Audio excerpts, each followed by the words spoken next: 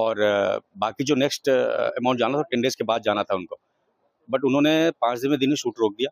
बोले सर अब कोई पेमेंट की बात ही नहीं कर रहा है। तो मैंने बोला पेमेंट की बात तब करेंगे जब आपका नेक्स्ट पेमेंट ट्रांजेक्शन का टाइम आएगा, तो उससे पहले हम क्या बात करें आपसे। तो बोले नहीं सर हमको पेमेंट का आप क्लियर करिए तो हम शूट पे आएंगे। तो मैंने पहले दिन रिक्वेस्ट किया मैंने 5th डे में कि सर आप आ जाओ, आज शूट कर लो हमारे साथ, ठीक है, तो हम कुछ ना कुछ करते हैं। अब उसके बाद ये बात हुई, आए शूट पे, नेक्स्ट डे जब 6th डे पे शूट लगाया मैंने, तो ये शूट पे नहीं आए। फिर वही पैसे का इनका प्रॉब्लम कि सर मेरा पेमेंट करा दो, मेरा पेमेंट क्लियर करो, तो मैं आऊँगा शूट पे, नहीं तो नहीं आऊँगा।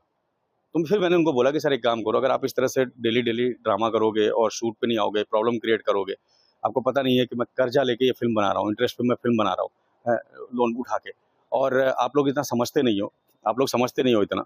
तो उसके बाद उन्होंने बोला नहीं सर पेमेंट दोगे तो मैं आऊँगा, नहीं तो नहीं आऊँगा। तो बोला ठीक है, तो एक काम करो, आपका पैकअप है, आप होटल छोड़ के जा सकते हैं, अभी से होटल चेकआउट कर दीजिए। तो उन्होंने बोला कि ठीक है हम जा रहे हैं। अब उसके बाद जब फ़ोन आया मुझे होटल से कि आपके 3 एक्टर यहाँ से चेकआउट करके चले गए। तो मैं 3 एक्टर चले गए, फिर पता चला कि श्रीधर दुबे, पंकज शर्मा ये सब कोई चले गए वहाँ से। अब मैं डर गया सर कि मेरी फ़िल्म बंद हो गई, अभी करियर शुरू होने से पहले ही मेरा करियर खत्म हो जाएगा और लोन ऊपर चढ़ गया, तो कहीं ऐसा ना हो कि मुझे फांसी लगाना पड़ जाए। उसके बाद फिर मैंने इनको ढूँढना शुरू किया, कहाँ गए, सबका फ़ोन स्विच ऑफ था। फिर ये मुझे मैहर देवी मंदिर के रोड पे मिले। मैंने इनसे बात किया कि सर अचानक ऐसे-कैसे तुम शूटिंग छोड़ के जा सकते हो? वो श्रीधर से, सत्येंद्र से कुछ नहीं बोला, मैंने उनको पैकअप बोल चुका था मैं। तो श्रीधर ने बोला कि तुमने इसका पैकअप क्यों बोला? तो मैं बोला पैकअप इनका बोला, तुम्हारा नहीं बोला, तुमने फ़ोन क्यों स्विच ऑफ किया? तुम क्यों शूट पे नहीं आए? बोला पंकज जी को बोला, पंकज जी आप क्यों नहीं आप क्यों यहाँ से भाग गए? तो श्रीधर बोलता है हमारी यूनिटी है, हमारा एक्टर का एसोसिएशन है, हमारा यूनियन है, तो हम अगर एक एक्टर के साथ निकाला जाएगा फ़िल्म से तो हम सब एक्टर फ़िल्म छोड़ देंगे। तो बोला ऐसा किसी सिंटा में रूल नहीं है, ऐसा कुछ नियम नहीं है कि ऐसा किया जाए कि एक एक्टर वो करेगा तो सबको छोड़ के चले जाएँगे। मतलब कोई एसोसिएशन गलत कभी का साथ कभी नहीं देता। अब इसका इन्होंने हमारी इनकी बहस हुई श्रीधर की मेरी, और आर्गुमेंट हुआ, गाली-गलौज हुआ, झड़प भी हुई। उसके बाद ये पुलिस स्टेशन गए, वहाँ पे हमारा इनका समझौता हुआ। उसके बाद ये शूट पे कंटिन्यू करने के लिए तैयार हो गए। इस पूरे मैटर में सबका इसका सत्येंद्र सोनी का कोई भी लेना-देना नहीं था। अब जब शूटिंग हमारी कंटिन्यू हो गई, हम शूट करने लगे, तो होटल होटल के मालिक ने हमको वहाँ से निकाल दिया कि भई ये लड़ाई तुम लोग करते हो, होटल खाली करो। अब होटल खाली करके मैं कहीं और शिफ्ट कर रहा था यूनिट को। 3 दिन ये वहाँ पे रुके, आराम से रह रहे थे, खा पी रहे थे, घूम फिर रहे थे पूरे शहर में। कहीं से भी कोई एविडेंस निकाल सकते हो आप, इनके साथ कोई गलत नहीं हुआ पूरे शहर में। इसके बाद फिर जब हम वहाँ पे 3 दिन बाद शूट स्टार्ट करने का प्लान किया शूट का, तो पता चला फ़ोन का कि तीनों एक्टर होटल चेकआउट करके चले गए। ये 3 साढ़े 3 4 बजे की बात है शाम की, चेकआउट करके चले गए। अब उसका फिर मैंने इनको कॉल नहीं, एक ही कॉल किया था श्रीधर दुबे को, उसके बाद मैंने किसी को कोई कॉल नहीं किया। और फिर ये वहाँ से निकले, बरही एक जगह है वहाँ पे गए, शादी अटेंड की है। शादी अटेंड करने के बाद फिर दूसरे दिन कटनी पहुँचे, वहाँ से ट्रेन पकड़े, बॉम्बे पहुँचे, और बॉम्बे पहुँच के फिर ये सारा वीडियो उन्होंने इस तरह से डाला। तो उनका बदला यही था कि जो मैंने उनको पैकअप बोल दिया कि भई आप जाइए, आपका पैकअप है। तो उस बात को लेके ये सारी चीज़ें इतना इश्यू बनाया इन्होंने, और सारा मतलब करियर मेरा शुरू होने से पहले खत्म करने के कगार पे लाके मुझे खड़ा कर दिया। तो इससे पहले भी आप सत्येंद्र के साथ कोई मूवी बनाए थे? नहीं, सत्येंद्र के साथ मेरी पहली फ़िल्म थी। हाँ, ये इस फ़िल्म की तैयारी हम ज़रूर पिछले 1.5-2 साल से कर रहे थे, बिकॉज़ नया डायरेक्टर हूँ सर, स्ट्रगल करता हूँ। फाइनेंसर, प्रोड्यूसर को कन्विंस करना बहुत मुश्किल होता है, तो कैसे-कैसे करके कन्विंस किया मैंने वहाँ पे एक इन्वेस्टर को कि अपने मेरा ज़मीन-वमीन भी है, कि अगर कुछ नहीं हुआ सर तो मैं अपनी ज़मीन-वमीन गिरवी रख दूँगा आपके पास, आप उसको वो कर लेना, रिकवरी कर लेना अपना। इस तरह से मैं ये फ़िल्म बना रहा था। तो सबको सपोर्ट चाहिए था, सारी चीज़ें थी, बट पहले स्टार्टिंग हर कोई बोलता है, "अरे सर करो, हम सबके साथ हैं।" फिर हर कोई पैसे पे आ जाता है कि पैसा, पैसा, पैसा। तो कहीं पे भी इन्होंने सपोर्ट नहीं किया, और इनको जो मैंने पैकअप बोला वो इनके ईगो पे लगा, और उसी चीज़ का बदला लेने के लिए, और स्पेशली श्रीधर दुबे के कहने पे ही इन्होंने सब कुछ किया। हालाँकि जो हमारी झड़प हुई थी, गाली-गलौज श्रीधर दुबे के साथ हुई थी। वो सामने नहीं आए, उन्होंने इनको सामने किया, क्योंकि बच्चा फेस है, इनोसेंट दिखते हैं, तो लोगों की सिम्पैथी इनको ज़्यादा मिलेगी, और वही हुआ। उसी चलते इन्होंने अच्छा सोशल मीडिया पे इन्होंने मेरा नंबर डाल दिया। मुझे कम से कम इतनी गालियाँ, इतने धमकी फ़ोन पे आ रहे थे, मैं फ़ोन उठा रहा था मैं। फिर बाद में मैंने फ़ोन उठाना ही बंद कर दिया, किसी का फ़ोन नहीं उठाता था मैं। तो इस तरह से ये टॉर्चर किया मुझे, और मेरे ऊपर कर्जा हो गया 100 लाख, मेरी फ़िल्म बंद हो गई 100 लाख। तो वही समझ नहीं आ रहा कि मैं क्या करूँ? And thank you so much. पूरे पूरे प्रकरण का लीगल कार्रवाई करेंगे कुछ? जी, बिल्कुल, बिल्कुल। मेरे पास सारे डॉक्यूमेंट्स हैं, सारे लीगल प्रूफ़ हैं, जो इनकी मेरी कन्वर्सेशन हुई है, मेल से लेके एग्रीमेंट, कॉन्ट्रैक्ट सब। तो इसका मैं लीगल करूँगा, क्योंकि अभी मैं वही लीगल अपने लॉयर से बात करके ही सारी चीज़ें, जिसकी वज़ह से अब मैं मीडिया के सामने आ रहा हूँ, क्योंकि मैं अपना पक्ष रखने में लेट हुआ, इसी वज़ह से लेट हुआ। तो मैं अपनी कार्रवाई करूँगा, क्योंकि मैं कहीं गलत नहीं हूँ, इन लोगों ने गलत किया है हमारे साथ। Thank you so much sir कि आप लोगों ने मौका दिया अपनी बात रखने का मुझे।